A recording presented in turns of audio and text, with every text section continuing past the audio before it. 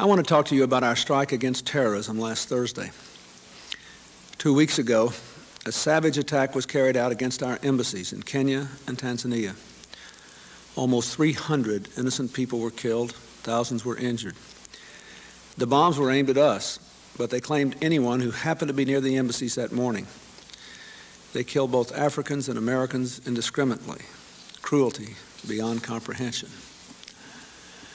From the moment we learned of the bombings, our mission was clear. Identify those responsible, bring them to justice, protect our citizens from future attacks. The information now in our possession is convincing.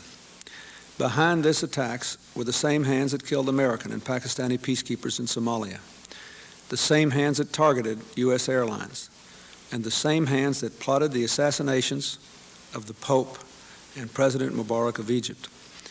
I'm referring to the Bin Laden network of radical groups, probably the most dangerous non-state terrorist actor in the world today. We also had compelling evidence that the Bin Laden network was poised to strike at us again, and soon. We know he has said all Americans, not just those in uniform, all Americans are targets. And we know he wants to acquire chemical weapons. With that information and evidence, we simply could not stand idly by. That is why I ordered our military strikes last Thursday. Our goals were to disrupt Bin Laden's terrorist network and destroy elements of its infrastructure in Afghanistan and Sudan. And our goal was to destroy in Sudan the factory with which Bin Laden's network is associated, which was producing an ingredient essential for nerve gas.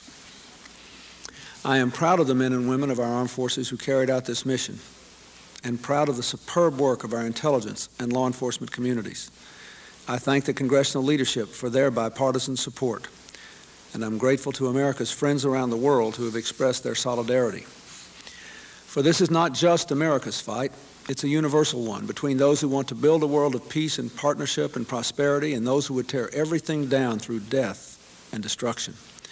A fight that joins people from Northern Ireland and Africa and the Middle East.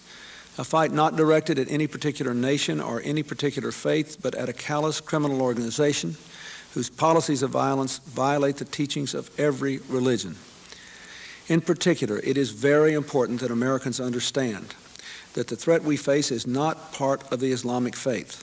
Hundreds of millions of Muslims all over the world, including millions right here in the United States, oppose terrorism and deplore the twisting of their religious teachings into justification of inhumane, indeed ungodly acts.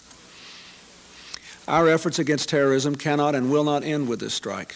We should have realistic expectations about what a single action can achieve, and we must be prepared for a long battle.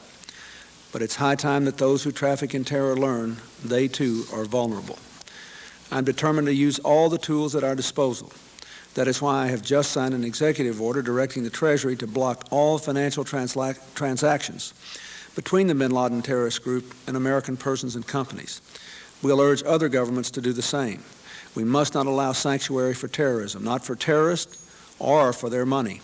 It takes money, lots of it, to build the network Bin Laden has. We'll do our best to see that he has less of it. Finally, as we close ranks against international threats, we must remember this. America will never give up the openness, the freedom, and the tolerance that define us. For the ultimate target of these terrorist attacks is our ideals, and they must be defended at any cost.